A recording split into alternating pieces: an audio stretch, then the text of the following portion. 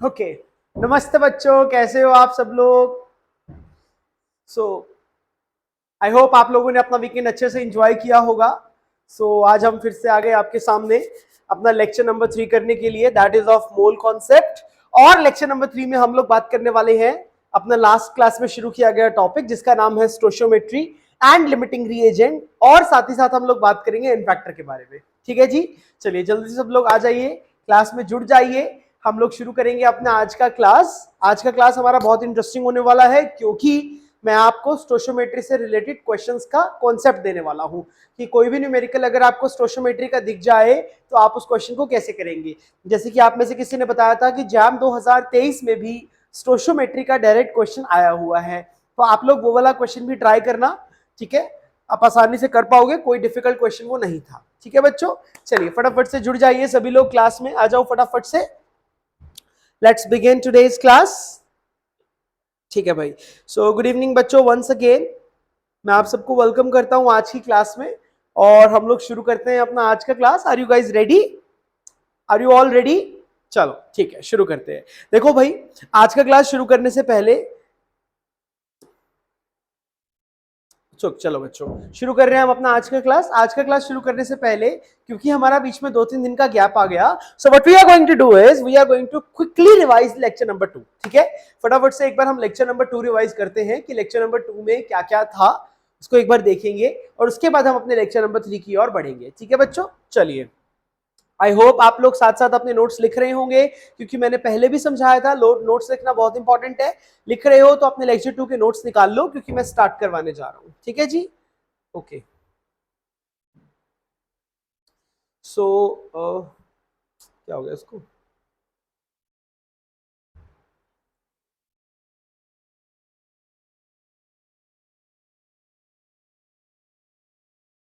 What is happening?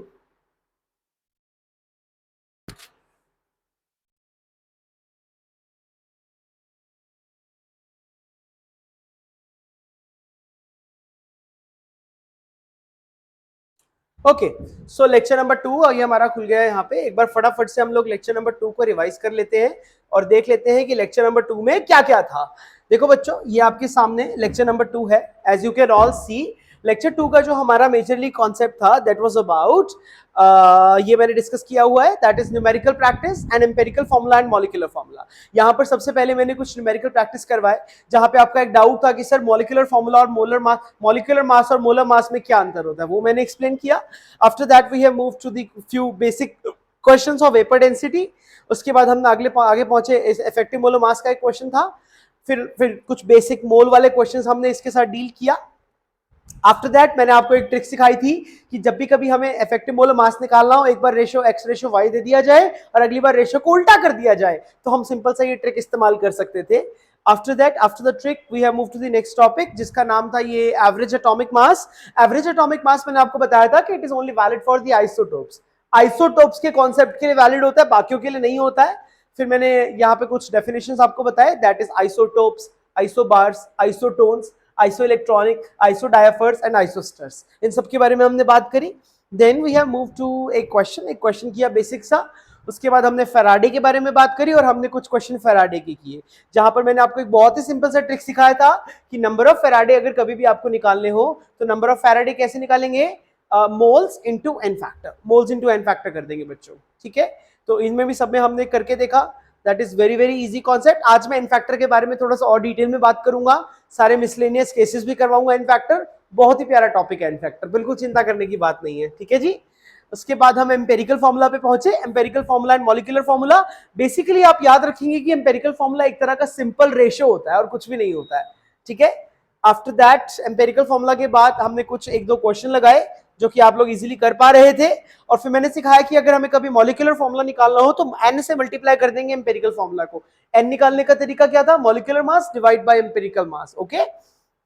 And lastly ये concept हमने किया स्टोशियोमेट्री का। स्टोशियोमेट्री हमें यह पता लगाने में हेल्प करता है कि कौन सा रिएक्टेंट कितना कंज्यूम हुआ है और कौन सा कितना बने वाला है। इस तरीके के क्वेश्चंस जब भी हम बात करें तो स्टोशियोमेट्री का इस्तेमाल करते हैं।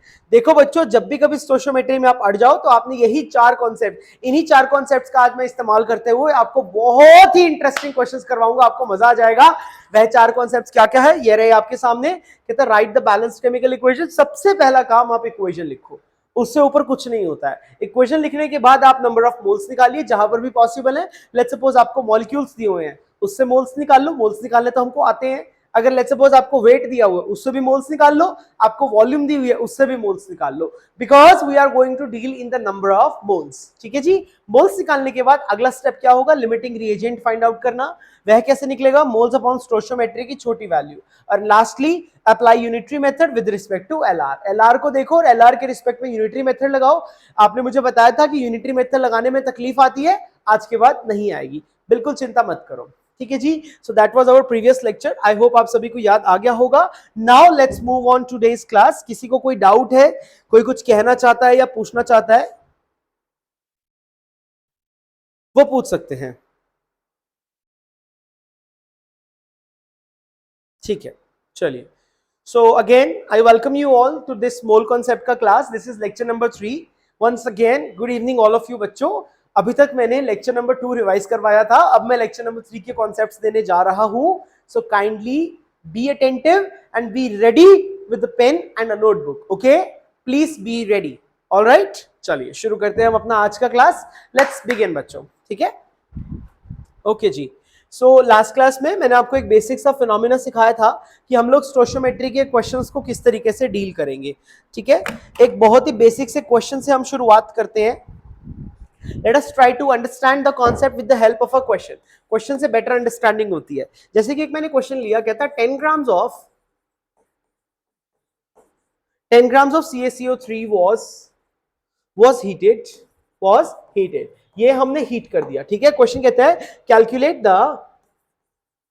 कैलकुलेट करना है इसमें हमें, कैलकुलेट द वेट ऑफ या mass of, calculate the mass of solid, calculate the mass of solid residue formed.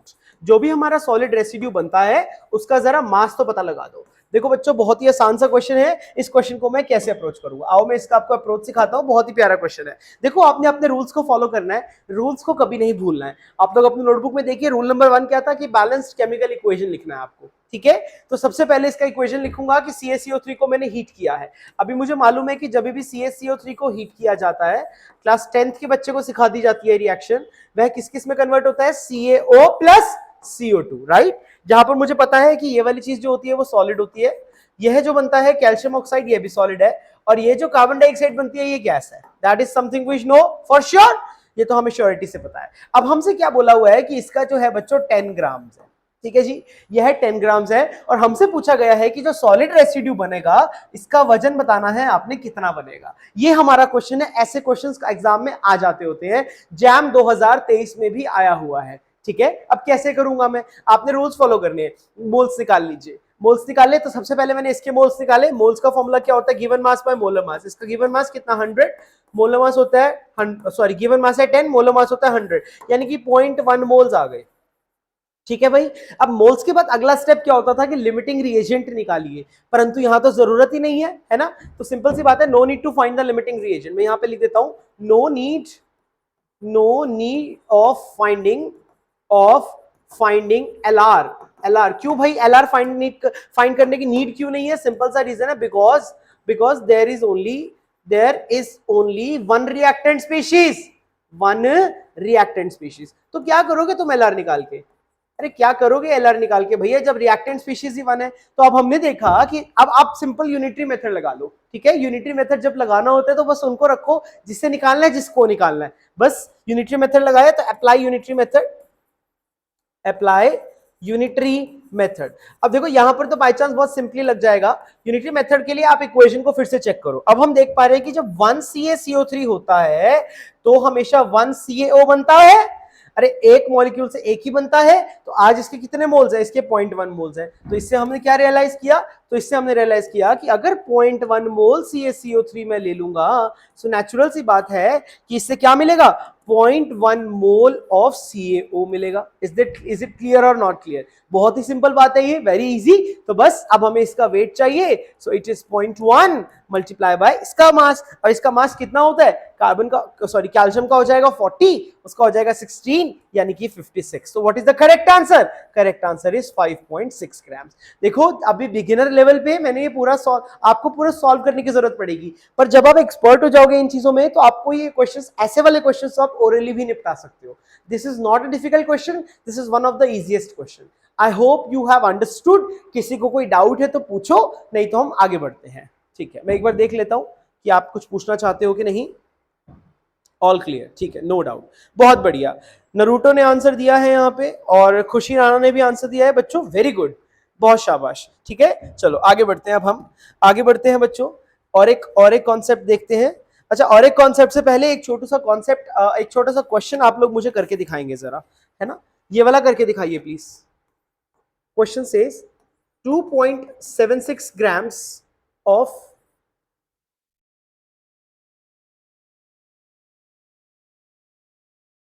silver carbonate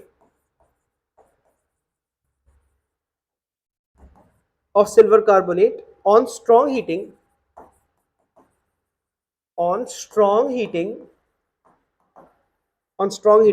yield a solid, एक सॉलिड मिलता है, ठीक है। Calculate its mass.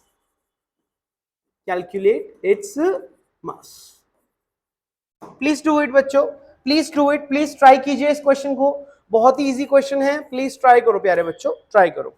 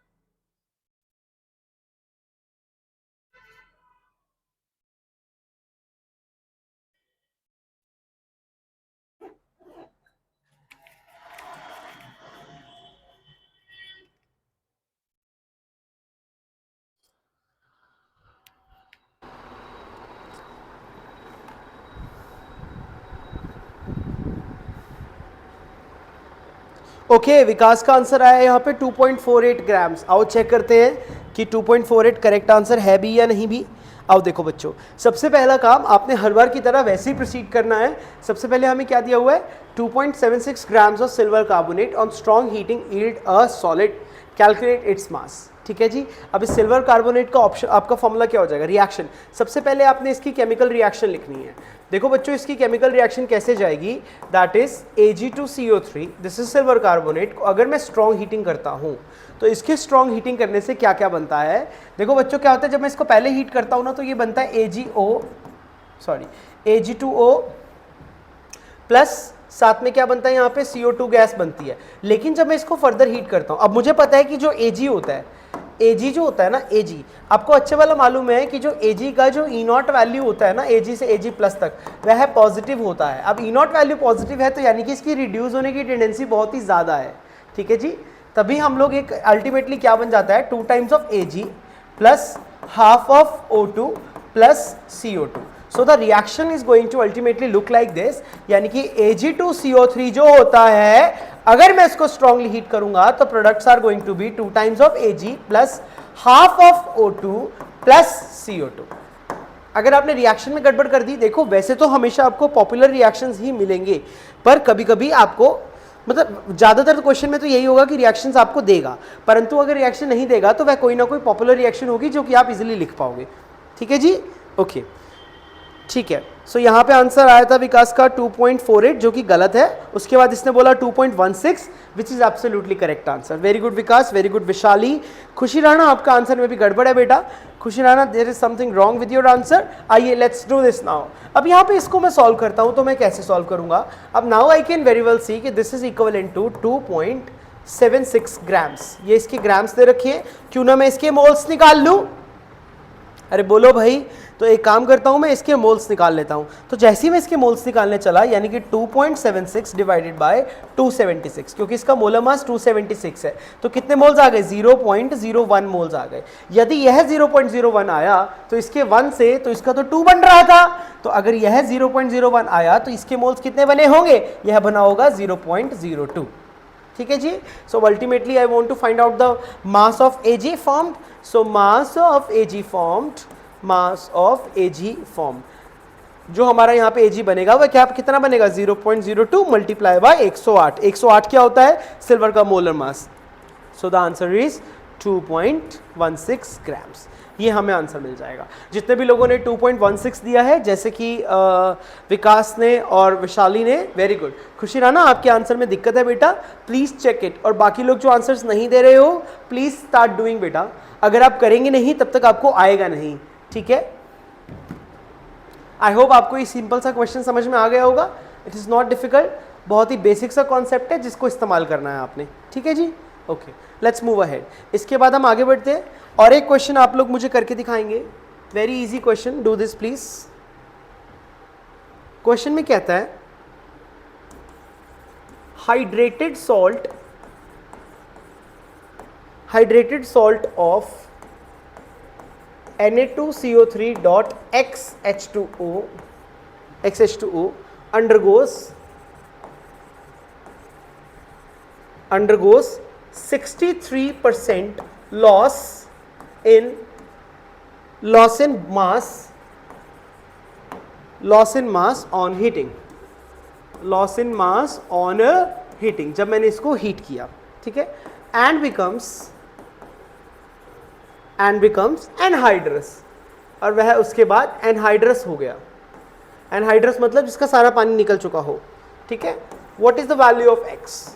What is the value of X? Please कीजिए, please do it. यानी कि आपने मुझे बताना है कितने वाटर ऑफ क्रिस्टलाइजेशन रहे होंगे। प्लीज डू इट बच्चों, डू इट। अच्छा, खुशी राणा कह रही है कि कैलकुलेशन मिस्टेक हो गई थी। कोई बात नहीं बेटा, प्लीज कैलकुलेशन मिस्टेक्स ना कीजिए, try to do it correctly. Okay, करो।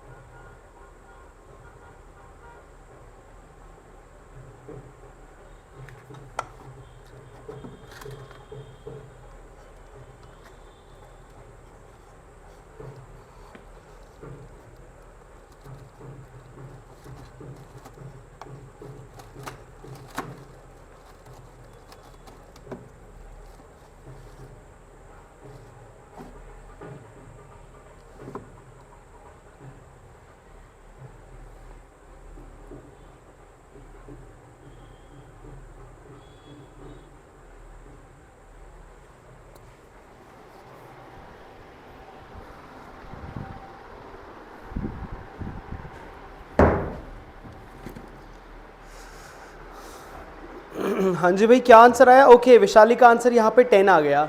वैशाली ऐसी तुक्के से 10 बोल रही हो या सॉल्व किया है 10 आया है? ठीक है, ओके 10.02, हाँ 10.02 एग्जैक्ट आ रहा है। अब देखो बच्चों कैसे करेंगे हम इस क्वेश्चन को। यहाँ पे हमसे बोलता है, कहता है hydrated salt of sodium carbonate dot XH2O undergo 63% loss in mass on heating, है ना। तो मान के चलते हैं, कहते हैं late mass of Na2CO3 dot XH2O, इसका मैं मास मान के चल लेता हूँ 2 मिनट के लिए, 100 ग्राम्स मान के चल लो क्योंकि परसेंटेज में दिया हुआ है ना। अब सबसे पहले इक्वेशन लिखूंगा। सो इक्वेशन कैसे लिखी जाएगी? Na2CO3 डॉट XH2O को जब मैंने हीट किया तो वह किस में कन्वर्ट हो जाएगा? एक तो कन्वर्ट हो जाएगा Na2CO3 में नेचुरली, है ना, और साथ में क्या कन्वर्ट हो जाएगा? साथ में कन्वर्ट हो जाएंगे XH2O। ये हमारी बैलेंस्ड इक्वेशन रहेगी। अब देख लेते हैं किसके क्या वजन रहेगा। नेचुरल सी बात है कि इसका स्टार्टिंग में रहा होगा 100 ग्राम्स, है ना।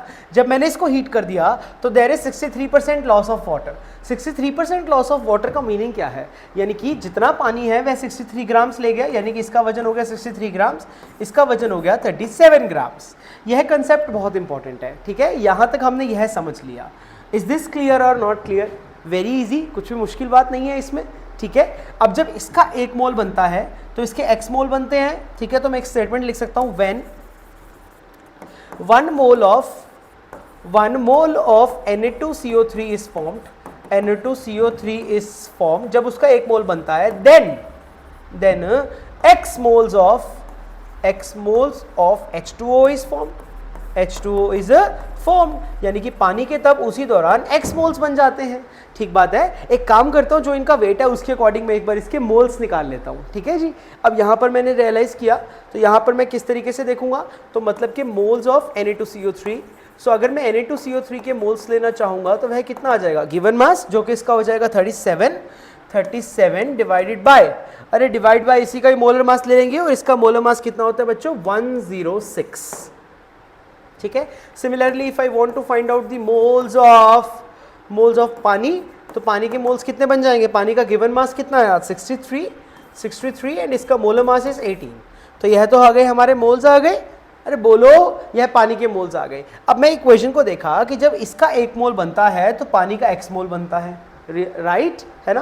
तो इससे मैं लिख सकता हूं कि 1 मोल जब Na2CO3 का होता है तो 1 मोल किसका होता है? सॉरी, x मोल किसका होता है? उसी दौरान बच्चों x मोल होता है पानी का। क्या ये बात सच है ना। और आज मुझे साफ साफ दिखाई दे रहा है कि भाई मेरे को जो मोल्स दिखाई दे रहे हैं Na2CO3 के, वो रियली में कितने हैं? इतने मोल्स। तो यानी कि 37/106 मोल जब Na2CO3 का बनेगा तो नेचुरल सी बात है पानी का कितना मोल बनेगा? पानी का बनेगा 37x/106 मोल ऑफ H2O। ठीक बात है। अब मुझे पता है कि पानी के इतने मोल बनेंगे अकॉर्डिंग टू द स्टोइचियोमेट्रिक कैलकुलेशन, और पानी के रियल मोल्स भी हमें पता है। तो comparing both these moles, comparing moles of H2O, so what do I get?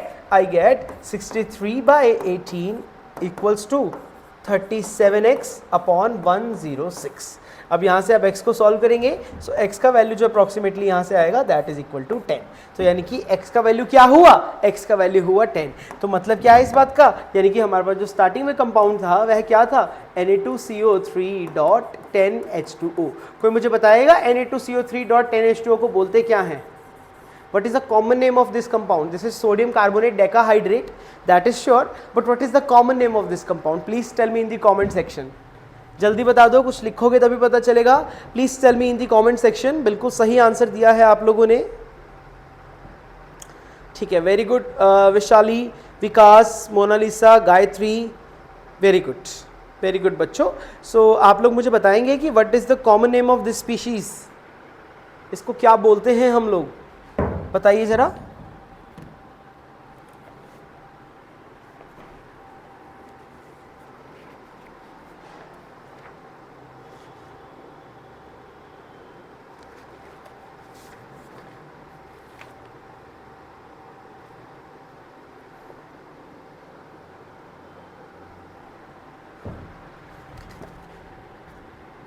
कोई भी नहीं बताना चाहता, ठीक है, मत बताओ। चलो एक क्वेश्चन और करते हैं हम लोग। आई होप आपको ये क्वेश्चन समझ में आ गया होगा, घुस गया होगा दिमाग में। बहुत ही प्यारा क्वेश्चन था ये वाला, छोटा सा क्वेश्चन था, ठीक है। ये वाला करके दिखाओ मेरे को, ठीक है। कहता कैलकुलेट, सोच समझ के करना। कहता calculate the mass of H2O produced if 100 grams each, 100 grams, if 100 grams each of H2 and O2 are mixed। चलो बताओ फटाफट से, जल्दी करो, ये वाला क्वेश्चन करके दिखाओ मेरे को। चलो जल्दी चालू हो जाओ। हमें यहाँ पे पता लगाना है कितना पानी बनेगा अगर हमने 100 ग्राम लिया है हाइड्रोजन और 100 ग्राम लिया है ऑक्सीजन, ठीक है।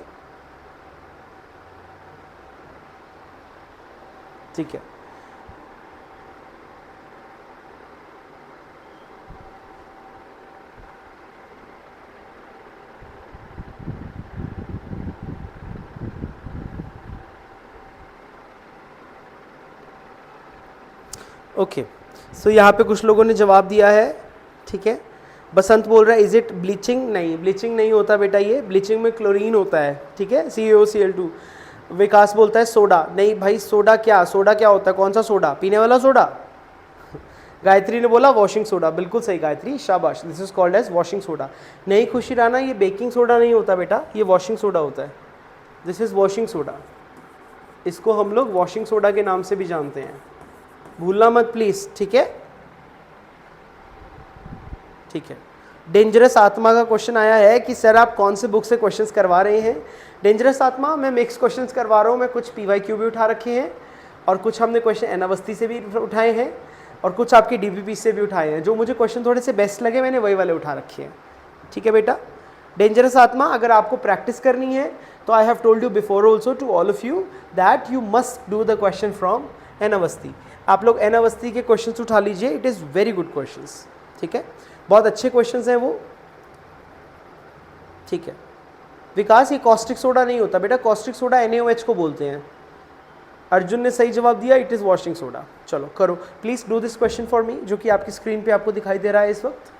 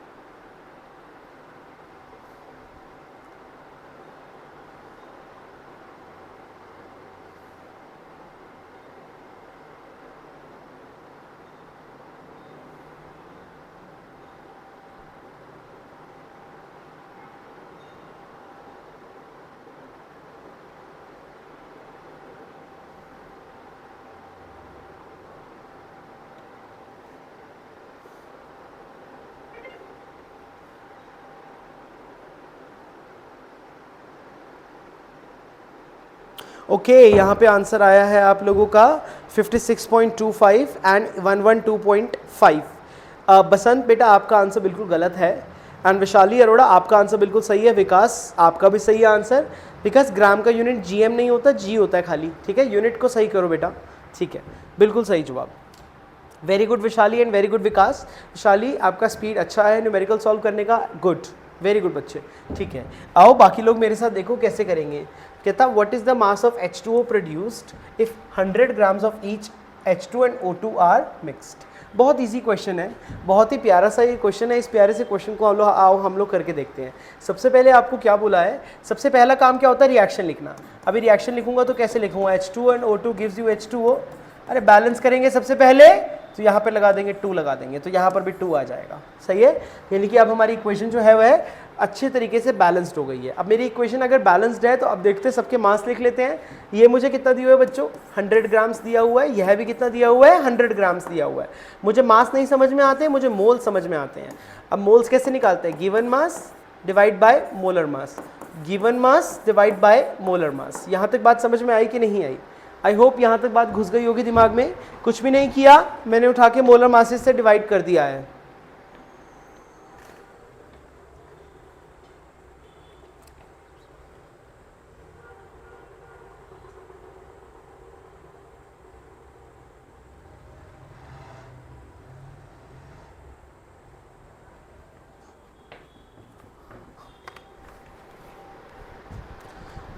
मोलर मास से हमने डिवाइड किया, सो ये कट के कितना मोल्स आ जाएगा, this is coming out to be 50, और यह कितना आ जाएगा 100 divide by 32, this is coming out to be 3.125। यहाँ तक समझ में आया सभी लोगों को? अब अगला स्टेप क्या होता है, LR निकालना। अब LR कैसे निकालते हैं, smallest value of moles upon stoichiometry. याद रखेंगे जो LR वाली कैलकुलेशन है उसको यूज नहीं करते हैं, उसको यूज नहीं करना, तो इसको अलग से डब्बे में डाल दो। तो LR कैसे निकालते हैं, मोल्स, यानी मोल्स कितने आ गए 50, इसकी स्टोइचियोमेट्री कितनी है 2, इसके मोल्स कितने आ गए 3.125, स्टोइचियोमेट्री कितनी है 1, यह आ गया 25 आ गया, यह कितना आया 3.125, यानी कि छोटा कौन आया, छोटा आया ऑक्सीजन। तो बस इसका यूज नहीं करना। कंक्लूजन यहां से क्या मिला, कंक्लूजन मिला कि O2 इज LR, जो है ऑक्सीजन है वही हमारा LR है। ठीक है, अब यूनिटरी मेथड लगाना सिखाता हूं बच्चों आपको। तो बस ऑक्सीजन के रिस्पेक्ट में सारा कुछ लिखो। तो अब यहाँ पे आपको दिखाई दे रहा है कि 1O2 से क्या हमें 2H2O मिलता है, अरे बोलो बच्चों। तो यानी कि 1 मोल O2 से क्या हमें 2 मोल H2O मिलेगा, बिल्कुल सही जवाब। तो आज हमें रियली में O2 के मोल्स हैं कितने, दैट इज 3.125, यानी कि 3.125 मोल O2 से हमें क्या मिलेगा, हमें मिलेगा 6.25 mole of H2O। Is it clear और नॉट क्लियर? ठीक है, अब अल्टीमेटली हमें मास निकालना है, तो यानी कि मास of H2O formed is, mass of H2O form. अब जो हमारा H2O का मास यहाँ पे बनेगा वह कितना बन जाएगा, दैट इज 6.25 मल्टीप्लाई बाय 18, तो it is coming out to be 112.5 grams. ठीक है, जितने भी लोगों ने 112.5 आंसर दिया है वह बिल्कुल सही आंसर दिया है। बसंत जो आप आंसर दे रहे हो बेटा वो भी एक ऑप्शन था और वो गलत ऑप्शन है। ठीक है जी, ओके। नरूटो का आंसर भी गलत है, मोनालिसा करेक्ट, खुशी राना करेक्ट, सुमित्रा करेक्ट। ठीक है, सो जितने लोगों ने करेक्ट आंसर दिया शाबाश बच्चों, good job, excellent, you are going on the right track. पर जो लोग गलत दे रहे हैं प्लीज लेट मी नो कि where is the problem that you are facing. Okay, क्या कहाँ गलती हो कहाँ रही है, जल्दबाजी में गलती कर रहे हो या समझ नहीं आ रहा है, जहाँ भी प्रॉब्लम है प्लीज मुझे बताइए, I am going to help you out right now, right away. ठीक है भाई, चलो ठीक है, थोड़ा सा और प्रैक्टिस करते हैं। जितना प्रैक्टिस करोगे इसमें तो टॉपिक ही उतना ही कम है बच्चों। More you practice the better results you will get ultimately. ठीक है, चलो एक क्वेश्चन मुझे ये करके दिखाओ इसी बात पे।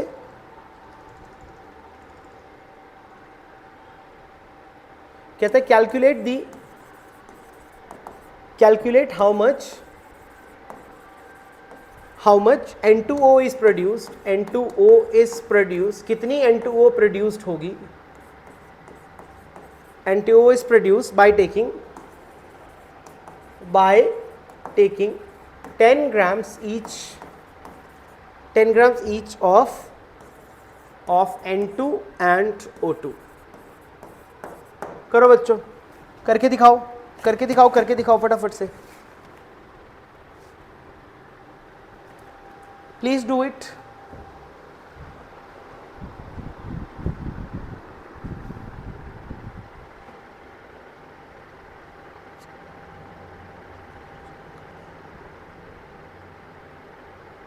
ओके, यहाँ पे कुछ डाउट्स हैं लोगों के। सर निकिता बोलती है, निकिता कुमारी सिंह बोलती है सर हाफ O2 से बैलेंस नहीं कर सकते हैं क्या? बेटा बिल्कुल कर सकते हैं और आंसर में कोई गड़बड़ नहीं आएगी, बिल्कुल सही आंसर आएगा। अगर आप हाफ O2 से करती हैं तब भी आंसर वही आएगा, कोई प्रॉब्लम नहीं आएगी।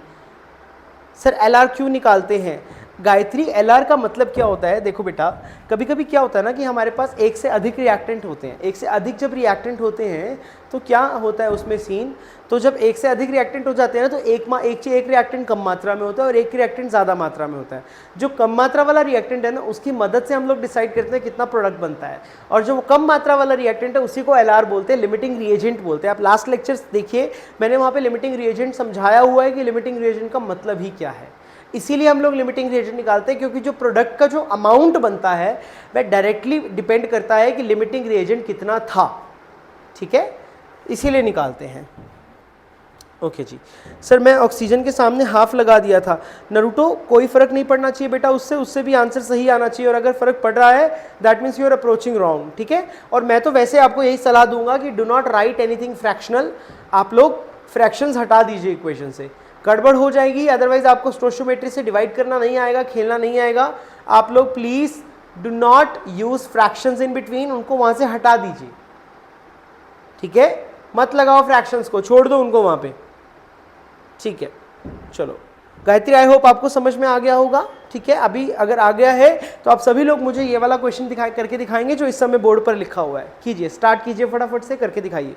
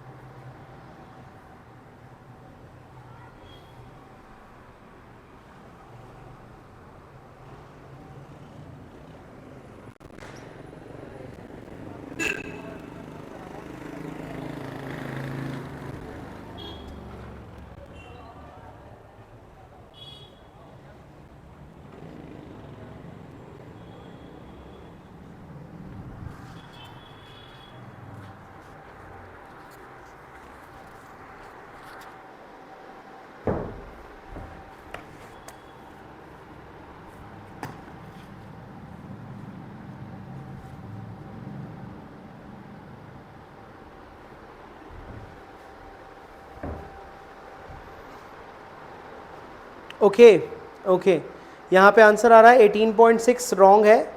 ठीक है, खुशराना 0.625 मोल्स। बेटा मोल्स मत बताओ मेरे को मास बताओ। कौनिका सिंह का आंसर है 30.8 ग्राम्स, ये भी गलत लग रहा है मुझको। निकिता कुमारी 27.28 ग्राम्स, ये भी गलत लग रहा है। सुमित्रा दास 54.56 ग्राम्स, ये भी गलत लग रहा है।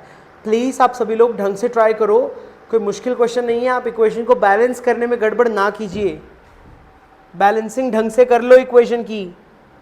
N2O बनाना है, N2O, please do the balancing properly. खुशी राणा का आंसर आया है 27.5, दिस इज ऑल्सो रॉन्ग बेटा, नॉट द करेक्ट आंसर। कोई तो मुझे दो करेक्ट आंसर भाई, क्या किसी के पास है करेक्ट आंसर? क्या किसी को करना आ रहा है ये क्वेश्चन? बोलो।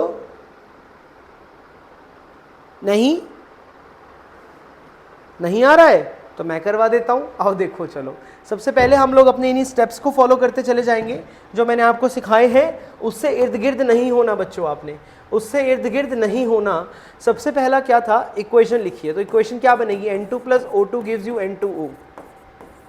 बैलेंस करना ज़रूरी है तो यहाँ 2 लगा दीजिए और यहाँ भी 2 लगा दीजिए। क्या आपको बैलेंसिंग समझ में आ गया है ना? यह मेरा बैलेंसिंग हो गया। अब बैलेंसिंग के बाद अगला स्टेप क्या होगा, देखिए इसका दिया है 10 ग्राम्स और इसका भी दिया है 10 ग्राम्स। अब इसके 10 ग्राम्स हमें हजम नहीं हो रहे हैं, हमें इसके मोल्स चाहिए। जब मैं मोल्स निकालने चला तो इसके मोल्स कितने हो जाएंगे, 10/28। इसके मोल्स कितने हो जाएंगे, 10/32। ये मेरे मोल्स हो गए। क्या ये बात क्लियर हो रही है बच्चों आप लोगों को? ठीक है, अब यहाँ पे मेरे को LR निकालना था, तो LR निकालना is very very important. LR कैसे निकाला जाता था, LR निकालने के लिए मोल्स, ये मेरे मोल्स आ रहे हैं 10/28 को डिवाइड करते थे स्टोइचियोमेट्री से। तो स्टोइचियोमेट्री तो इसकी 1 है तो कुछ भी नहीं रहेगा। यहाँ पे मोल्स कितने आ रहे हैं, 10/32 को डिवाइड करते हैं उसके स्टोइचियोमेट्री से इंटू 2 से। तो यहाँ पर तो आ जाएगा 10/28 और यहाँ पर आ जाएगा 10/64। तो इससे साफ पता चलता है कि हमारा LR कौन हुआ, LR हुआ ऑक्सीजन, LR हुआ। बोलो भाई समझ में आया कि नहीं आया, बोलो फटाफट बताओ मेरे को। डू यू अंडरस्टैंड और नॉट? कि हमारा जो Lr है यहाँ पर that is my oxygen, oxygen is my Lr, ठीक है। तो यहाँ से हमारा कंक्लूजन क्या मिला कि O2 इज Lr, O2 ही मेरा Lr है। तो O2 की रिस्पेक्ट में करो ना, दिक्कत क्या है। तो अब हमने देखा कि 2O2 से मिलता है 2N2O, तो 1O2 से कितना मिलेगा 1N2O, है ना। आज इसके रियली में मोल्स कितने हैं, इसके मोल्स कितने हैं 10/32 मोल्स हैं। सो यानी कि 10/32 मोल से मिलेगा, मोल O2 से हमको मिलेगा कितना, हमको मिलेगा 10/32 मोल्स ऑफ N2O। सही है, अरे सही है कि नहीं है। तो यानी कि मास of N2O produced, mass of N2O produce, तो यानी कि अल्टीमेटली इसका जो मास प्रोड्यूस्ड होगा वह कितना हो जाएगा, बस कुछ भी नहीं है, जो भी आपके मोल्स निकले उसको उठा के मल्टीप्लाई कर देंगे इसके मोलर मास से।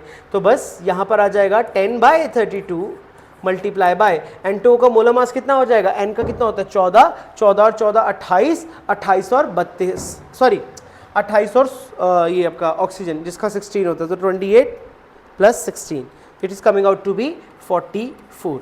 यानी कि क्या आ गया, यह आ गया 440 डिवाइडेड बाय 32, तो it is 440 divide by 32। So what is the answer, this is coming out to be 13.75 grams. This is the correct answer जो कि यहाँ पे आ रहा है। नहीं तो हाँ बिल्कुल सही जवाब। हाँ जी भाई, आई होप आपको समझ में आ गया होगा।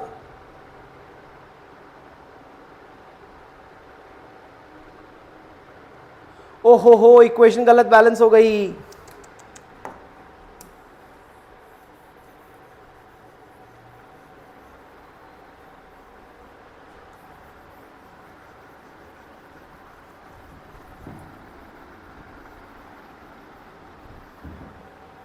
ओके, अब आपका देख लेते हैं। इतने सारे आंसर्स। सर ऑक्सीजन बैलेंस नहीं हुआ, हाँ बैलेंस नहीं हुआ, बैलेंस में गड़बड़ हो गई। बैलेंस देखो, जब तक बैलेंस गड़बड़ है ना तो पूरा क्वेश्चन ही गड़बड़ है। तो आओ बैलेंस करते हैं सबसे पहले।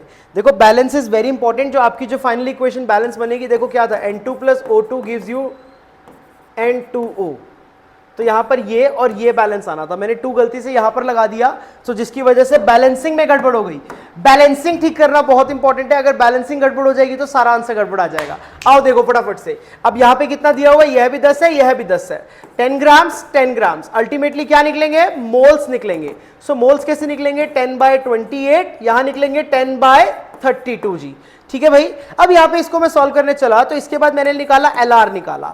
Lr कैसे निकलेगा, यानी कि 10/28 डिवाइड बाय स्टोइचियोमेट्री इंटू 2, और यहां पर 10/32, सिंपल सी बात है। अब यहां पे जो Lr वाली कैलकुलेशन है उसको यूज मत करने लग जाना, मैं बार बार एक ही बात को बोल रहा हूं। तो यह तो आ जाएगा 10/56 आ जाएगा, और यह आ जाएगा 10/32 आ जाएगा।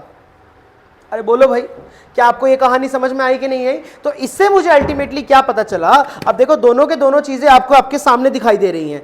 एक चीज तो आ रखी है 10/32 और एक चीज आ रखी है कितनी, 10/56। अब जो 10/56 आ रही होगी, 10/56 ही तो Lr हो जाएगा। इससे मुझे कहानी ये पता चली, देखो कहानी में ट्विस्ट आ गया। आई एम रियली सॉरी, इक्वेशन गलत बैलेंस कर दिया, मैंने देखा नहीं था कि 2 मैंने कहां लगाया, तो जिसकी वजह से पूरा क्वेश्चन ही गड़बड़ हो गया।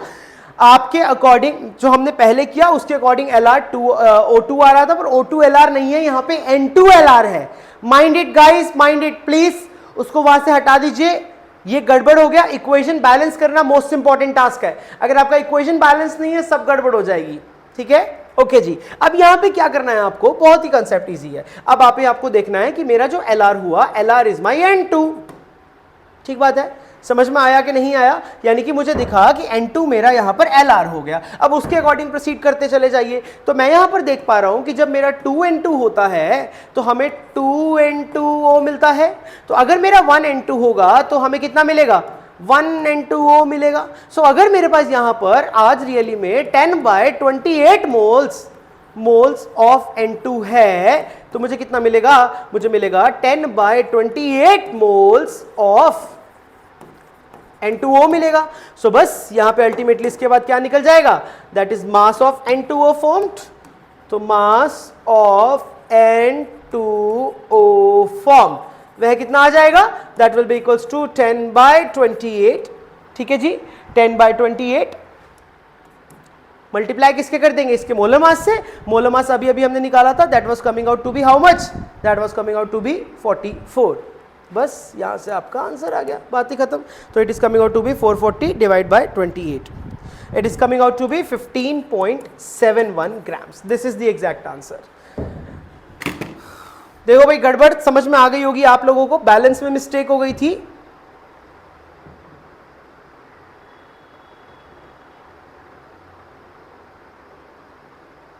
Okay, I am repeating, please आप लोग सभी लोग ध्यान से सुन लीजिए कि क्वेश्चन क्या था। डू नॉट वरी, बहुत ही प्यारा क्वेश्चन था, आसान क्वेश्चन था। अब देखो यहाँ पे हमसे क्या बोलता है, यहाँ पे आप लोगों के जो आंसर्स हैं सबके गड़बड़ गड़बड़ आंसर्स आ रहे हैं। मैं देख लेता हूँ एक बार किसी ने भी मुझे सही आंसर दिया है कि नहीं। Yes, 15.7 is the correct answer. अच्छा कौनिका, आपका सही था, अगर गलत मेरे से मुंह से निकल गया तो I am sorry, because 15.7 is the correct answer. देखो मुझे भी आंसर नहीं पता था, I have to solve it only, but मैंने सॉल्व करते रियलाइज किया कि मैंने इक्वेशन को गलत बैलेंस कर दिया था, जिसकी वजह से हमारा आंसर 14 पॉइंट समथिंग आने लग रहा था, विच वॉज नॉट करेक्ट, क्योंकि हमने यहाँ पे लास्ट में इसको 32 से डिवाइड कर दिया, जबकि 28 से होना चाहिए था, जिसकी वजह से पूरा क्वेश्चन में गड़बड़ हो गई थी, है ना। सो अब मैं इस क्वेश्चन को रिपीट कर देता हूँ ताकि आप सभी लोग एक बार सेटिस्फाई हो जाओ। आप लोगों का satisfaction is my top priority, ठीक है जी। पिछला क्वेश्चन की तरह ही है ये क्वेश्चन, कुछ इसमें जैसे ये हमने पानी वाला किया ना क्वेश्चन, मोर और लेस ये भी सेम ही क्वेश्चन है। बस इसमें क्या करना है आपको, दोनों का 10-10 ग्राम दिया हुआ है, टास्क ये है कि पता लगाना है कि N2O कितना बनने वाला है। अब सबसे पहला काम क्या है कि दोनों की आपको ग्राम्स यानी कि आपको मासेस दिए हुए हैं। अब इन मास को किस में कन्वर्ट करना है, मोल्स में। अगर मास को मोल्स में कन्वर्ट करना है तो डिवाइड बाय मोलर मास। यहाँ पे 10 को डिवाइड किया 28 से, यहाँ पे 10 को डिवाइड किया 32 से, ठीक है जी। अब यहाँ पे अगली चीज चेक करनी है हमें, एलआर। एलआर कैसे निकालते हैं, मोल्स अपॉन स्टोइचियोमेट्री, सही है। अब यहाँ पे स्टोइचियोमेट्री नाइट्रोजन की तो 2 है, तो यानी कि 10/28 इंटू 2 आ जाएगा 10/56, यहाँ तक क्लियर है। और यहाँ पे 10/32 डिवाइड बाय 1 तो 10/32। अब इनमें से छोटा नंबर कौन आ रहा है, 10/56 या 10/32? Of course 10/56। तो यानी कि इससे मुझे पता चला कि मेरा जो एलआर है वह नाइट्रोजन है, ऑक्सीजन नहीं है। यानी कि आपने ऑक्सीजन के मोल्स, ऑक्सीजन के मास से हमें कोई मतलब नहीं है, भाड़ में जाने दो ऑक्सीजन को। N2 को देखो सिर्फ, यही तो पॉइंट है, यही तो मजा है एलआर निकालने का। जब एलआर तुम्हारे हाथ में आ गया तब ये करना बहुत ही आसान हो जाता है बच्चों, तो इस बात का आपने खास ध्यान रखना है, ठीक है। आपको एक बार एलआर मिल गया तो बाकी की जो चीजें उनको फेंक दो, कूड़े में डाल दो, आपके लिए एलआर इंपॉर्टेंट था, ठीक है। एलआर निकला आपका यहाँ पे कौन, नाइट्रोजन। सो अब इक्वेशन को देखो, जो चीज इंपॉर्टेंट नहीं है उसको भूलो, बाकी चीजों को देखो। 2 N2 से मिलता है 2 N2O, तो 1 N2 से मिलेगा 1 N2O, तो 10/28 मोल N2 से मिलेंगे 10/28 मोल ऑफ N2O। बस अब 10/28 इसके मोल्स आ गए, मास निकाला था, मल्टीप्लाई बाय 44, आंसर इज 15.71, ठीक है जी। Equation was balance wrong, I am really sorry, equation को मैंने जल्दीबाजी में रॉन्ग लिख दिया बैलेंस। स्टोइचियोमेट्री का रोल बस एलआर निकालने में, हाँ खुशी राना, स्टोइचियोमेट्री का रोल बस एलआर निकालने में है। सर एलआर से फिर से एक्सप्लेन कर दो। ओके, मैं एलआर से एक बार फिर से एक्सप्लेन कर देता हूँ। सर मैंने बिना एलआर निकाले सॉल्व किया है और रायता फैल गया, please do not do that बेटा, एलआर निकाल के सॉल्व कीजिए, अदरवाइज रायता फैलेगा ही फैलेगा।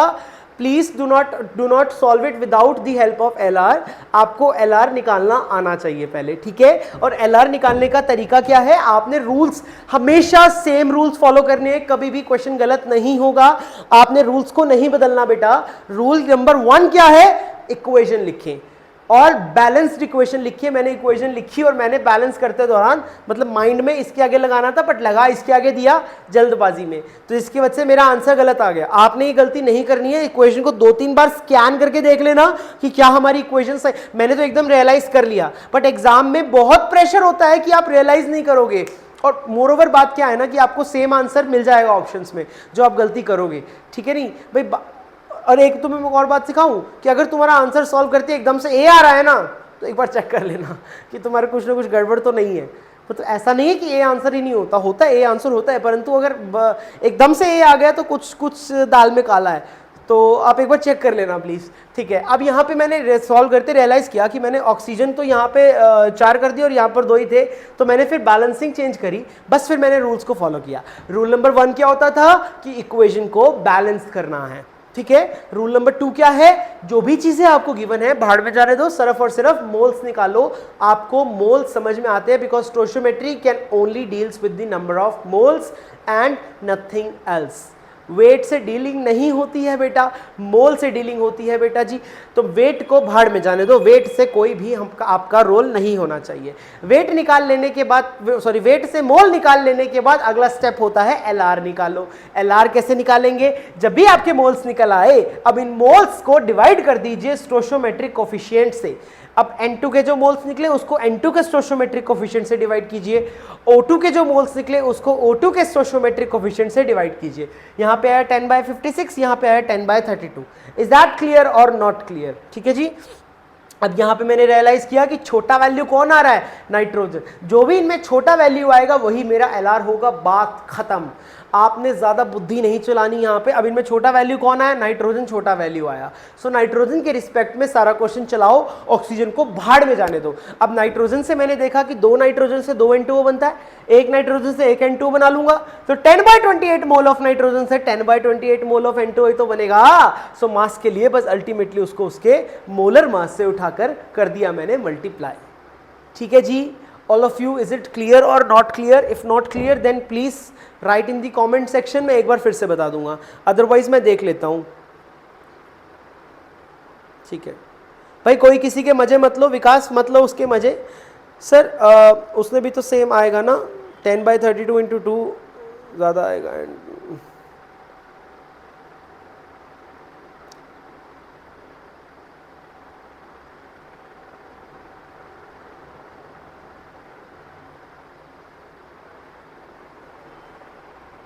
अर्जुन बोल रहा है कि हाफ रखते अगर ऑक्सीजन के आगे देन बैलेंस हो जाती, तो उससे अलग आंसर नहीं आता प्लीज। नहीं बेटा, उससे अलग आंसर नहीं आता। ठीक है, आ गया समझ, चलो ठीक है, आ गया समझ। रायता मस्त बना था, नहीं रायता नहीं बनाना भाई, रायता नहीं बनाना गाइस। स्टोइशियोमेट्री का रोल बस एलआर निकालने में है। हाँ खुशी राना, स्टोइशियोमेट्री का रोल बस एलआर निकालने में है। सर एलआर से फिर से एक्सप्लेन कर दो विष्णु, इज इट क्लियर और not now? Is I hope it is clear now. ठीक है, सभी बच्चों को क्लियर हुआ कि नहीं हुआ? बहुत प्रैक्टिस करेंगे, चिंता मत करो बिल्कुल भी, बिल्कुल घबराने की बात नहीं है। We are going to do a lot of practice. ठीक है, खूब सारा प्रैक्टिस करेंगे। सर H2 वाले क्वेश्चन में, पहले वाले क्वेश्चन में एलआर नहीं किया था, वहां क्यों नहीं किया, यहाँ किया कैसे? क्यों नहीं किया था बेटा मैंने एलआर? वहां भी किया था एलआर। देखो देखो, आंखें खोल के देखो जरा, H2O वाले क्वेश्चन में मैंने क्यों नहीं किया एलआर? कौनिका जी, सर H2O वाले क्वेश्चन से पहले वाले क्वेश्चन में, अच्छा उससे पहले वाले क्वेश्चन में, ओके ओके, उससे पहले वाले क्वेश्चन में बेटा वहां पे रिएक्टेंट ही एक था ना। Oh my God Kaunika, what are you doing dear? अरे एक ही रिएक्टेंट होगा देवी, तो क्या उसी पर ही तो डिपेंड करेगा। एलआर तब निकालते हैं बच्चों when more than one reactant exist, तब एक की मात्रा ज्यादा होती है, एक की मात्रा कम होती है। ठीक है, अरे बोलो, समझ में आया कि नहीं आया है भाई? ठीक है, I hope all of you has understood what am I saying. Kaunika Singh, am I clear to you कि इससे पहले वाले क्वेश्चन में मैंने एलआर क्यों नहीं निकाला? इससे पहले वाले में, अच्छा इससे भी पहले वाले में देख लेता हूं मैं एक बार। बेटा अब तक जितने भी मैंने क्वेश्चन कराए थे ना इससे पहले वाले में, सब में रिएक्टेंट स्पीशीज केवल एक ही होता था, इसीलिए एलआर निकालने की आवश्यकता नहीं पड़ती थी। मैंने कहा समझ आया?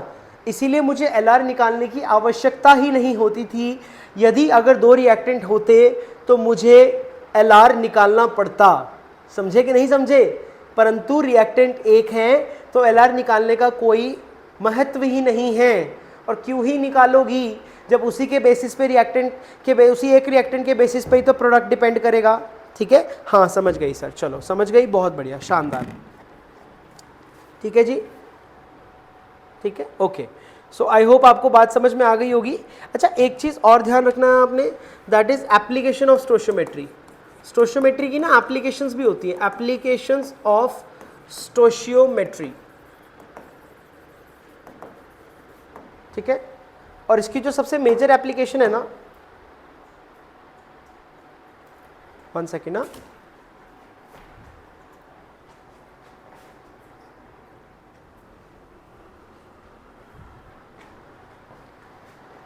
Okay, so application of stoichiometry क्या है? सबसे मेजर एप्लीकेशन यही है कि जो स्टोशियोमेट्रिक कोफिशिएंट होता है ना, stoichiometric coefficient always becomes the power. अरे बहुत जगह उसको पावर बना देते हैं बस उठा के, ठीक है। आइए मैं आपको कई सारे एग्जांपल्स दिखाता हूँ। जैसे कि सबसे पहला एग्जांपल क्या हो जाएगा? अरे मान के चलो कि मैंने एक equation, consider a hypothetical equation, consider a hypothetical equation, एक हाइपोथेटिकल रिएक्शन कंसीडर कर लेते हैं। क्या रिएक्शन कंसीडर कर लेते हैं? लेट्स सपोज ये कंसीडर कर लेते हैं, ए plus B gives you see. ठीक है जी। सबसे पहले मान के चलो मेरे को इसके लिए इक्विलिब्रियम कांस्टेंट लिखना है, तो कैसे लिखूंगा? कंसंट्रेशन ऑफ सी की पावर सी। अरे ये जो पावर सी है, क्या वो इसका स्टोशियोमेट्री नहीं है ना? तो स्टोशियोमेट्री बिकम्स पावर। सो ये नंबर 1 कब बनता है पावर? जब हम इक्विलिब्रियम कांस्टेंट लिखते हैं। अरे इक्विलिब्रियम कांस्टेंट यह लिखते वक्त पावर बनता है। दूसरा देखो एग्जाम्पल, आप लोगों ने नॉन स्टिक इक्वेशन भी सीखा है, राइट? सो नॉन स्टिक इक्वेशन में भी तो ऐसा ही होता है। कैसे लिखी जाती है नॉन स्टिक equation? E cell is equals to E naught cell minus 0.0591 upon n log of concentration of C की power C, concentration of A की पावर ए एंड बी की पावर बी। ठीक है। सो यहां पर भी हम लोग यूज करते हैं इसको। ठीक है, मूविंग अहेड। अभी देखो एक और इसमें हम लोग यूज करते हैं, दैट इज जब भी हम लोग लॉ ऑफ मास एक्शन लिखते हैं, है ना?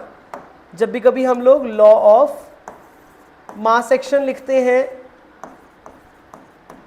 तब भी क्या लिखा जाता है? Rate directly proportional to concentration of A की पावर ए एंड बी की पावर बी। याद आया? जब हम काइनेटिक्स में ऐसा करते हैं तब भी तो स्टोशियोमेट्री पावर बनती है। तो R इज इक्वल्स टू के इंटू ए की पावर ए एंड बी की पावर बी। ठीक बात है बच्चों। सो स्टोशियोमेट्री कई जगहों पे पावर बनती है। ठीक है, मोस्टली जगहों पे स्टोशियोमेट्री को पावर बना दिया जाता है उठा के। सो ध्यान रखना इस बात का। ठीक है, ये तो थी बहुत ही बेसिक सी बात। मेन को तो क्वेश्चन पे ही आ जाता हूँ फिर से। मैं एक क्वेश्चन, मस्त सा क्वेश्चन मैं और करवाना चाहता हूँ आप लोगों के लिए। आइए let us understand and do this question, क्योंकि आप सबको समझ में आ ही गया है। सो आई एक्सपेक्ट नाउ कि all of you should be able to do this question. आसान दे रहा हूँ मैं थोड़ा, ठीक है, थोड़ा सा मैं ईजी दे रहा हूँ। क्वेश्चन में कहता है 0.5 मोल, जल्दी आंसर बताना, ठीक है। 0.5 mole of BaCl2 is mixed with 0.2 moles of Na3PO4। ठीक है, the maximum number of moles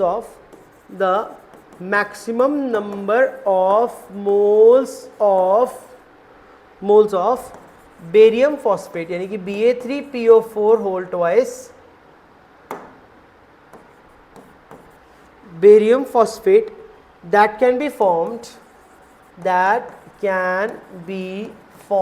is dash. बताओ जल्दी से, चलो फटाफट करके दिखाओ मेरे को। Do this please, do this for मी।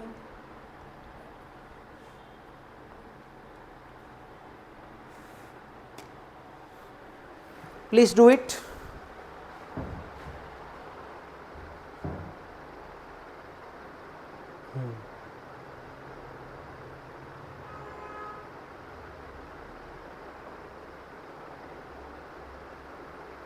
ठीक है,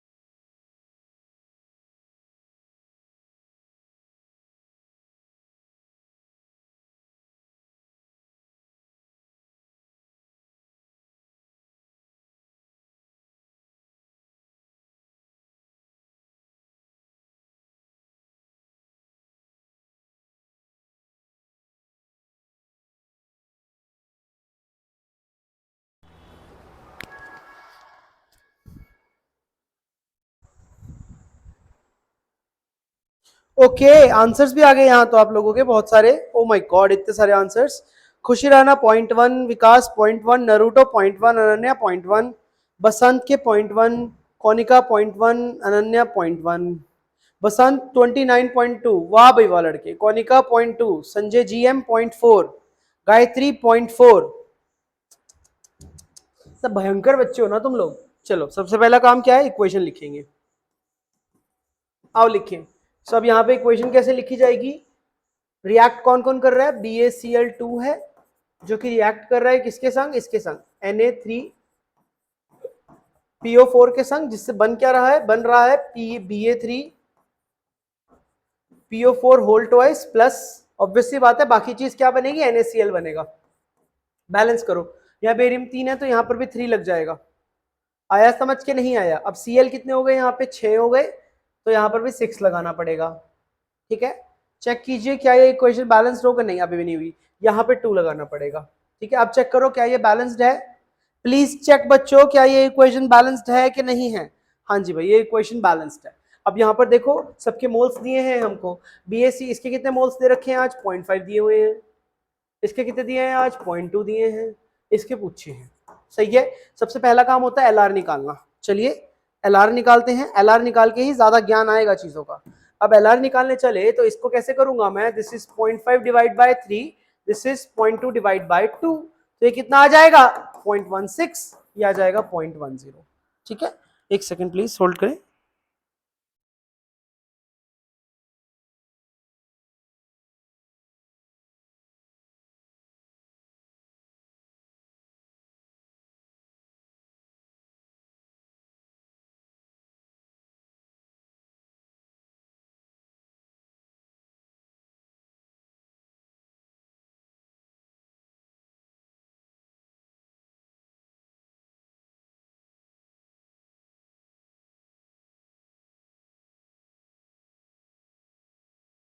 ठीक है जी, अब हमें यहाँ पे क्लियरली दिखाई दे रहा है कि ये 0.16 आ गया, ये 0.10 आ गया।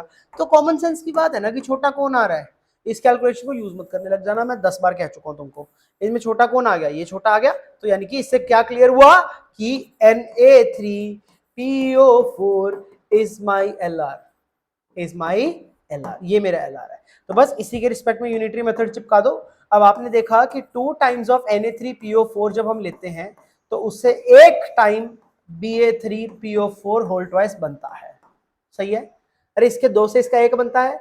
तो आज यदि इसके 0.2 मोल्स हैं, सो नेचुरल सी बात है इसका कितना बनेगा, इसका 0.1 मोल बनेगा। इज दिस क्लियर और नॉट। और जितने भी लोगों ने 0.1 आंसर दिया है, बहुत बढ़िया, शाबाश, वेल डन, आप लोगों को करना आ रहा है। ठीक है जी, ठीक है, वेट निकालने की आवश्यकता नहीं है पर निकाल दिया, चलो गुड है।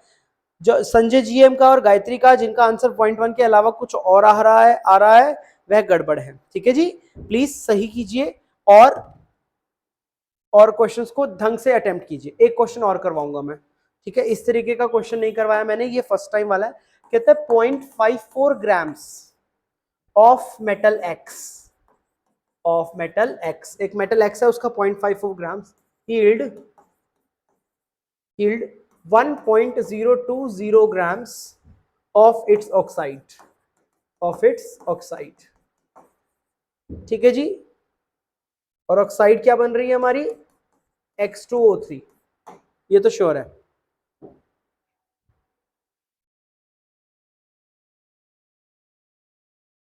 ठीक है, question is what is the number of moles of X। करो, ट्राई करो, ये बढ़िया क्वेश्चन है, करके दिखाओ मेरे को। चलो ट्राई करो सभी लोग प्लीज।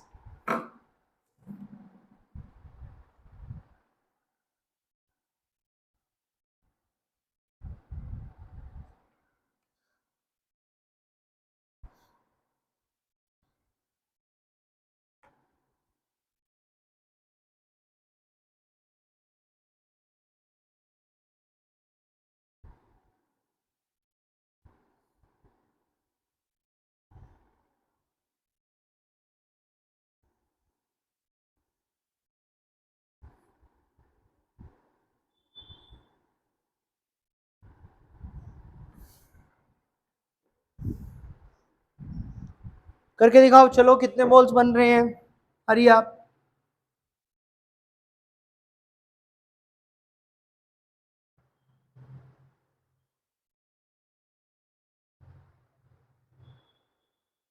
गायत्री कह रही है सर .1 नहीं समझा, पिछले क्वेश्चन की बात कर रही हो गायत्री?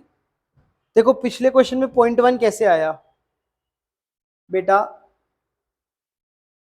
इसके 0.2 मोल्स थे स्टार्टिंग में ही, इसके दो जब होते हैं इसका एक बनता है, तो अगर इसके 0.2 स्टार्टिंग में थे तो इसके तो 0.1 ही बनेंगे ना। गायत्री अभी समझ आया? अब तुम ये पूछ सकते हो कि सर आपने इसको क्यों नहीं देखा BaCl2 को? वह मैंने इसलिए नहीं देखा क्योंकि Lr नहीं है ये, हमेशा मैं Lr को ही देखता हूं, मैं बाकी चीजों को छोड़ देता हूं। Lr नहीं है ये, इसीलिए इसको रफा दफा कर दिया, इसको नहीं मैंने इंक्लूड किया। चलिए आप ये करके दिखाइए, अब डू दिस।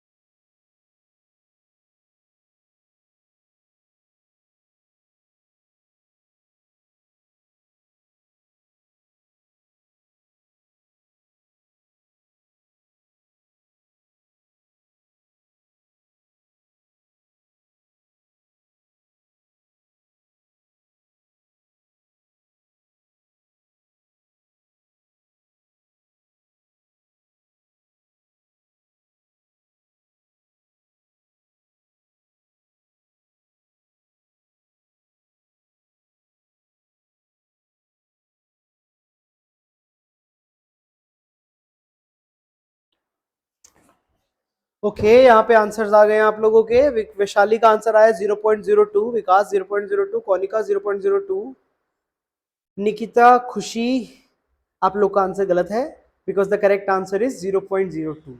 आओ मैं सिखाता हूँ कैसे करना है, बहुत प्यारा क्वेश्चन है ये वाला।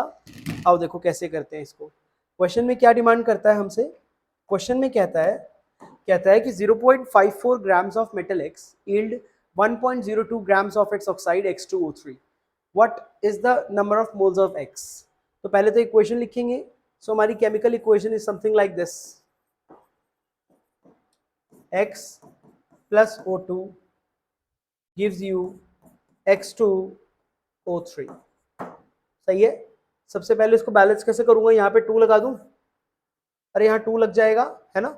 अब यहाँ 2 लग जाएगा तो X कितने आ जाएंगे, 4 आ जाएंगे, और ऑक्सीजन के लिए यहाँ 3 लगाना पड़ेगा। तो ये हमारी बैलेंस्ड हो गई इक्वेशन। ये बात समझ में आई कि नहीं आई? अब ऑक्सीजन के बारे में जिक्र ही नहीं किया हुआ, इसके बारे में जिक्र ही नहीं है, तो नेचुरल सी बात है ये एक्सेस में है, और अगर ये एक्सेस में है तो ये बहुत नेचुरल है कि ये Lr हो गया। जब एक चीज के बारे में जिक्र ही नहीं किया होता ना, तो वो चीज एक्सेस में होती है।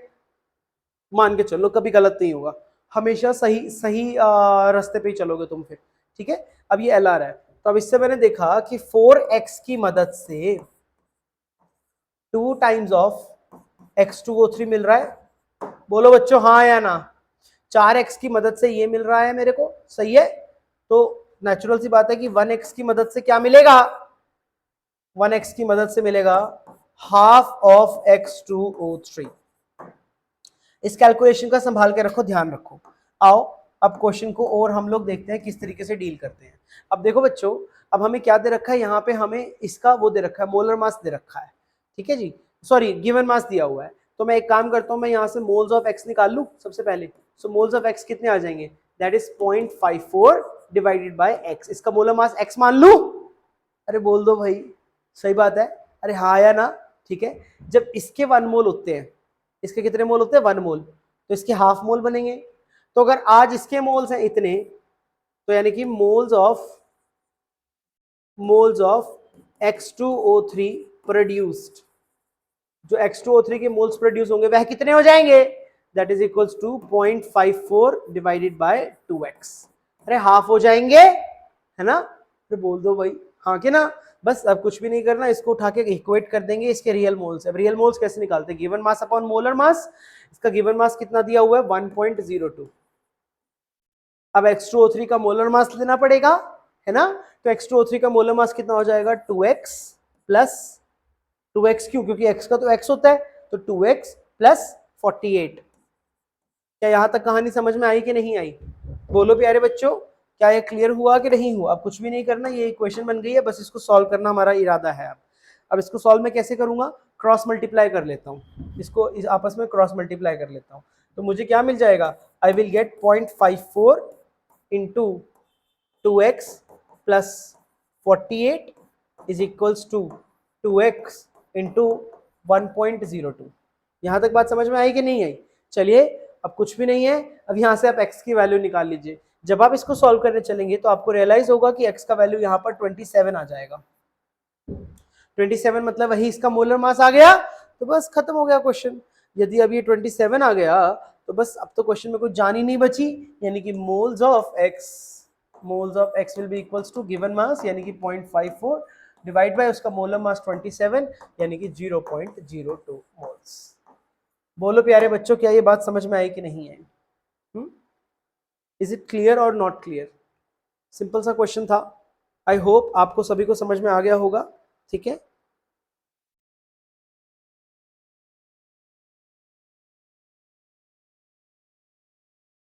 ठीक है, ओके। बसंत, आपका आंसर गलत है। विष्णु, मैंने समझाया, आई होप आपको समझ में आ गया होगा। सर ये लास्ट क्वेश्चन था, नहीं लास्ट नहीं है, कैलकुलेशन एरर कर दिया। अच्छा okay okay Nikita, calculation error ना करो प्लीज, क्वेश्चन को ध्यान से देखो, ठीक है। एरर्स करने का गुंजाइश बहुत कम होता है क्योंकि सीटें बहुत ज्यादा नहीं होती हैं।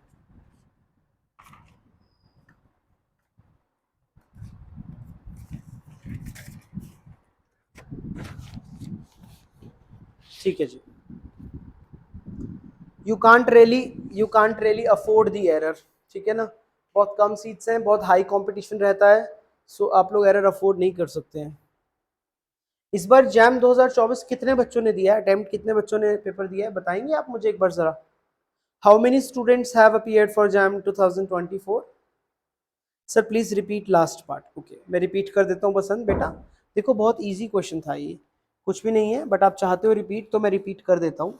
आओ देखो, अब इस क्वेश्चन में क्या था बेटा, कहता है 0.54 grams of metal x yield 1.02 grams of its oxide X2O3, what is the mass, what is the number of moles of x. बहुत इजी क्वेश्चन है। मैंने क्या किया, मैंने सबसे पहले इक्वेशन लिखा, इक्वेशन में ऑक्सीजन के बारे में कोई ज्ञान नहीं है तो यही मेरा एल आर हुआ, सॉरी इसके अलावा जो बची हुई चीज़ है वही एल आर हुई। तो 4x से बनता है 2x2O3, तो 1x से कितना बनेगा, हाफ ऑफ X2O3, ठीक है। इस डेटा को मैंने संभाल के रखा। अब मैंने लिखा कि मोल्स ऑफ x कितने हो जाएंगे, 0.54 बाई x, क्योंकि x मैंने मोलर मास ले लिया, तो मोल्स ऑफ X2O3 कितने हो जाएंगे, 0.54 डिवाइड बाई 2x, और फिर ultimately moles of X2O3 really में कितने हो जाएंगे, दैट इज इसका गिवन मास यानी कि 1.02 डिवाइड बाय इसका मोलर मास। अब इसका मोलर मास कैसे लूंगा X2O3 का, दैट इज X2 का मास यानी कि 2x और O3 का मास यानी कि 48। बस इसको मैंने सॉल्व कर दिया, x का वैल्यू निकाला, सिंपल सिंपल क्या बोलते हैं इसको, इक्वेशन इन वन वेरिएबल, है ना। कुछ भी नहीं है ये, 1 डिग्री का इक्वेशन है, 1 वेरिएबल में बच्चा भी सॉल्व कर लेगा इसको, छोटी क्लास का। 27 आ गया। अब मोल्स के लिए क्या करना था, given mass upon molar mass, तो गिवन मास 0.54, मोलर मास 27, उठाया डिवाइड किया 0.02 मोल्स आ गए। ठीक है बसंत बेटा, इज इट क्लियर नाउ? क्या ये क्लियर हुआ आपको? सर मोलर मास रिपीट कर दीजिए। ओके ओके गुड, काफी लोगों ने दिया था। 15,000 अप्रॉक्स, ठीक है। Sir we should take O2 as excess, why should we take O2 as access?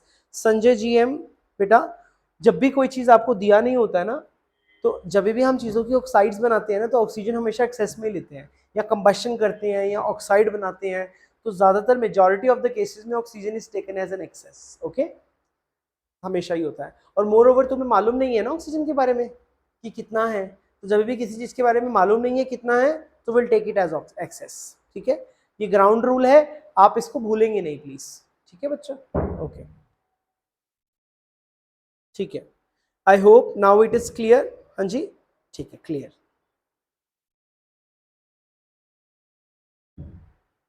बिल्कुल। अब एक काम करते हैं, एक क्वेश्चन फटाफट से और कर दीजिए, फटाफट तड़कता भड़कता एक क्वेश्चन और आ रहा है आपके सामने, करके दिखाओ मेरे को। कहता है what weight of, what mass of oxygen, what mass of oxygen will react with, will react with 1 gram of calcium. करना करना 1 ग्राम कैल्शियम से कितना ऑक्सीजन रिएक्ट करवाएं? सिर्फ 1 ग्राम कैल्शियम लेना है, कितना ऑक्सीजन रिएक्ट करेगा उसके संग? करो, करना जरा, करना, करके दिखाओ। अगर हमने 1 ग्राम लिया है कैल्शियम, तो कितना ऑक्सीजन उसके साथ रिएक्ट करना चाहिए?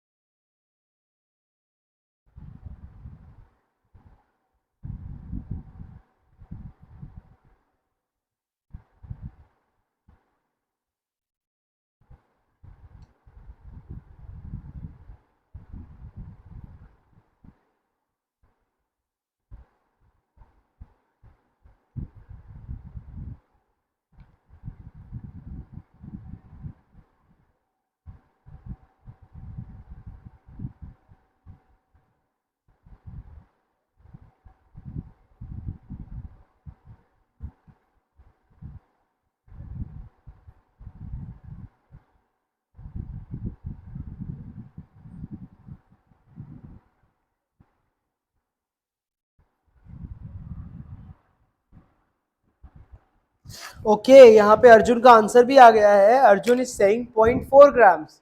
शाबाश अर्जुन, बिल्कुल सही आंसर है तुम्हारा। आओ चेक करते हैं। देखो, कैल्शियम रिएक्ट करेगा ऑक्सीजन से, तो नेचुरल सी बात है क्या बनेगा? CaO बनेगा, है ना। बैलेंस करूंगा तो यहाँ पर आ जाएगा 2, यहाँ पर भी आ जाएगा 2। इज इट क्लियर और नॉट? ठीक है जी। अब यहाँ पे मेरे को दिखाई दे रहा है कि इसका कितना ग्राम दिया है? 1 ग्राम दिया है। ठीक है, इसका 1 ग्राम दिया है। इसका मुझे अमाउंट निकालना है बेटा। अब इसके जब 2 मोल्स होते हैं तो इसका 1 मोल होता है, तो जितने कैल्शियम के मोल्स आएंगे उसके आधे मोल्स ऑक्सीजन के लगेंगे। चलो मैं इसके मोल्स निकाल लेता हूं। तो moles of calcium will be, that is equals to 1 divided by 40। ठीक है, तो इससे क्या पता चलता है? इससे सिंपली यही पता चलता है कि यानी कि मोल्स ऑफ O2 रिक्वायर्ड, इससे आधे लगेंगे, दैट इज इक्वल्स टू 1/80, इतने मोल्स। तो यानी कि मास ऑफ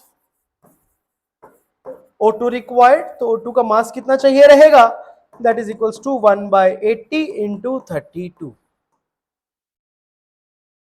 ठीक है, आप इसको सॉल्व करेंगे तो ये डायरेक्टली कट रहा है 0.4 पे, तो इट इज 0.4 ग्राम्स। आसान सा क्वेश्चन था ये, तो इसमें कुछ ज्यादा दिमाग नहीं लगाना था आपने। ठीक है, आई होप सभी को समझ में आ गया होगा। बोलो प्यारे बच्चों, इज इट क्लियर? अर्जुन शाबाश, बहुत जल्दी आंसर दिया आपने, गुड, वेरी गुड बच्चे। ठीक है, वाह भाई वाह, सबने सही दिया। अर्जुन, विशाली, निकिता, खुशी, कौनिका, नरूटो, कौनिका, सुमित्रा। वेरी गुड बच्चों, बिल्कुल सही आंसर आप लोगों ने दिया है। बहुत ही बढ़िया, शानदार शानदार शानदार शानदार। ठीक है, ये करो, do this please, do this one. अब छोटे छोटे क्वेश्चन दे रहा हूं मैं। How many moles of Na2O are produced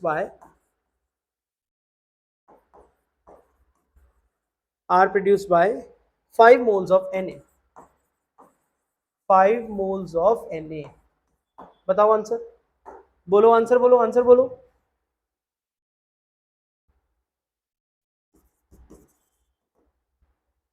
बताओ मेरे को जल्दी जल्दी, कितने मोल्स Na2O बनेगा अगर हमने 5 मोल Na के लिए? ये बताओ जल्दी जल्दी फटाफट से।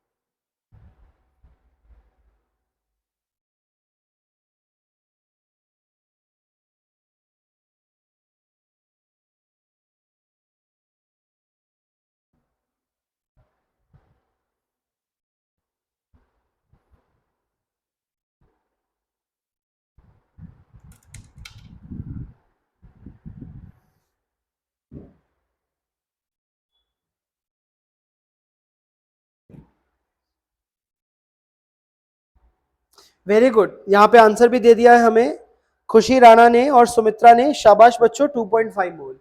बहुत बढ़िया। इक्वेशन लिखेंगे तो सबसे पहले इक्वेशन कैसे जाएगी? Na plus O2 gives you Na2O। Balance out करूंगा तो यहाँ पे 2 आ जाएगा। ठीक है, सो नहीं, यहाँ पे सबसे पहले 2 आ जाएगा और यहाँ पे 4 आ जाएगा। ठीक है, ये बैलेंस हो गई। आज मुझे दिखाई दे रहा है कि इसके कितने मोल है? 5 मोल हैं। तो नेचुरल सी बात है, इसके जब 4 मोल होते हैं तो इसके 2 मोल होते हैं। तो यदि आज इसके 5 मोल होंगे तो इसके आधे हो जाएंगे, that is equal to 2.5 moles. Super easy question, super easy it was. कुछ भी नहीं था इस क्वेश्चन में, कुछ भी नहीं था। ठीक है, एक एक करके दिखाओ।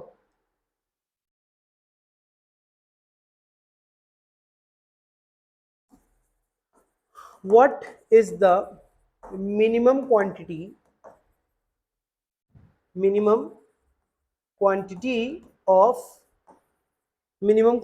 of H2S needed to precipitate 63.5 grams of copper 2 plus? करो, do this please, do this. ठीक है, बिल्कुल सही। जिसने भी 2.5 आंसर दिए पिछले वाले का, शाबाश, बहुत बढ़िया। इस वाले का आंसर दीजिए। Do this for me, do this one. करो, करके दिखाओ।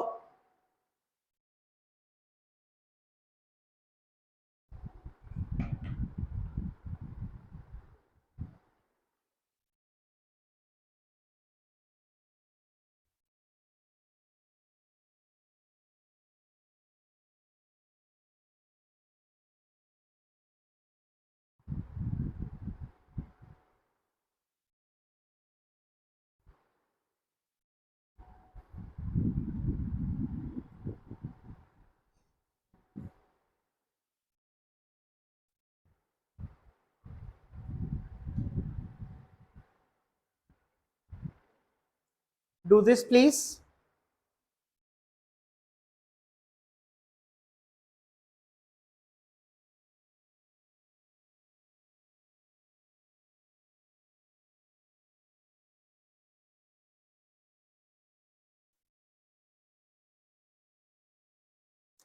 इसका रिएक्शन कैसे लिखें? अरे बहुत इजी रिएक्शन है बेटा, देखो ना कैसे बनेगा इसका reaction. Super easy. Copper 2 plus है ना, कॉपर 2 प्लस ट्रीट करवाएंगे H2S के साथ, तो हमें क्या मिलेगा, हमें मिलेगा CuS प्लस H2 गैस। ठीक है, सिंपल सा रिएक्शन है, ऐसे लिख लो। ठीक है, आप सभी लोग इसको ट्राई करेंगे, दिस इज योर होमवर्क। ठीक है, सो आई होप आपको आज स्टोशियोमेट्री के क्वेश्चंस करने आ गए होंगे।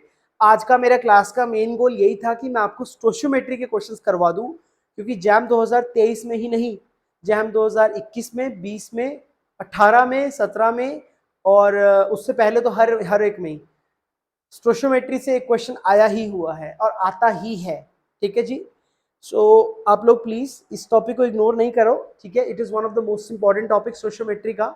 छोटा है टॉपिक बट अपने आप में देखो वेटेज तो है ना इस टॉपिक की भी, तो इसीलिए मुझे क्वेश्चन आपको करवाना था। ठीक है, सो आज मैंने जो वैरायटी ऑफ क्वेश्चंस करवाया, आई एम नॉट सेइंग कि दिस इज इनफ, आपको और प्रैक्टिस करने की जरूरत है।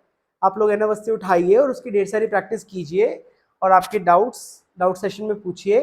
So that is all for today's lecture. ये आपका होमवर्क है, कल मैं इसको डिस्कस कर लूंगा। तो आज के लिए हम लोग बस करते हैं, कल मैं आपको पढ़ाऊंगा एन फैक्टर और मोस्ट प्रोबेबली कल हम लोग कंसंट्रेशन टर्म्स की तरफ मूव कर जाएंगे। That is molarity, mole fraction, ppm, ppb, normality, इन सब के बारे में हम लोग चर्चा करने लगेंगे। ठीक है बच्चों, so thank you so much इस क्लास में आने के लिए और पढ़ने के लिए, आपको मोस्ट वेलकम हर रोज आने के लिए। सो थैंक यू बच्चों, गुड नाइट। कल मिलते हैं हम लोग फिर से एक नई एनर्जी और एक नए उत्साह के साथ। बाय बाय बच्चों। किसी को कुछ कहना है तो कह दीजिए। ठीक है, ठीक है, हाँ बिल्कुल, ये रोटन एग वाला टेस्ट है और आप लोगों ने आंसर भी ये सही दिया है। ठीक है, चलिए, ओके ओके बच्चों, bye bye guys, I am ending the stream right now.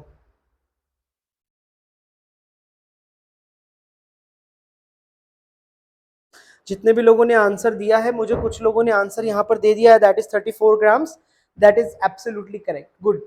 That shows कि आप लोग सोशियोमेट्री के टॉपिक में परफेक्ट हो रहे हो, that is very good thing. ठीक है जी, चलो बाय।